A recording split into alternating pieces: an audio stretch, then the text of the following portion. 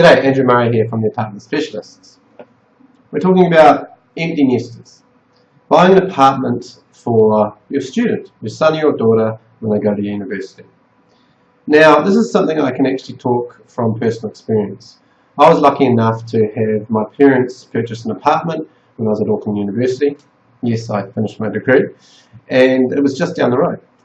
And it gave me a huge advantage because I didn't have to be involved in the whole trying to find a place, that huge battle that students have at the moment.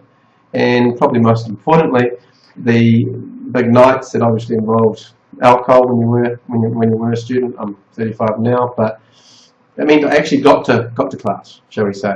Where if I was back at mum and dad's house, the drive-in may have been a little less likely, shall we say. But the most important thing it was one of my father's, or I should say father and mother's, best property purchases they'd done.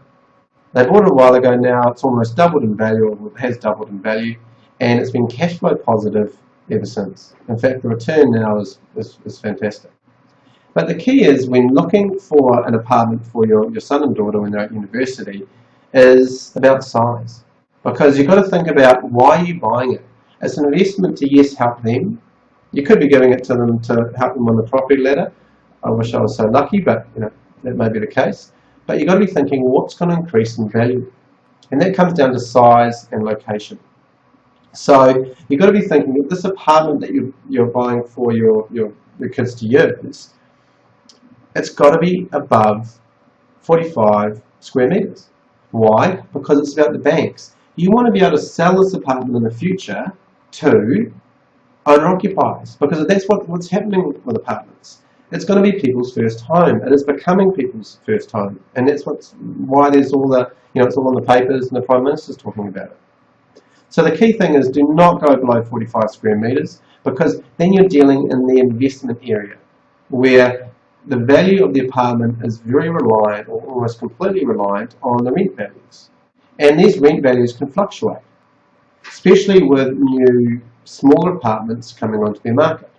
So make sure you stay above that 45, ideally 50 square metres, and think about who you're going to be selling it to in the future. So obviously location's important. If you're outside the CBD and still on the fringes, make sure it has a car park. That is also crucial. So I hope that helps. But just to sum it up, it's all about size and location.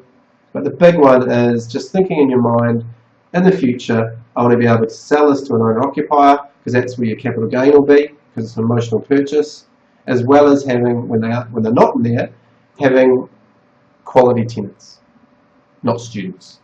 Anyway, hope that helps. Andrew Murray, Apartment Specialist. Cheers.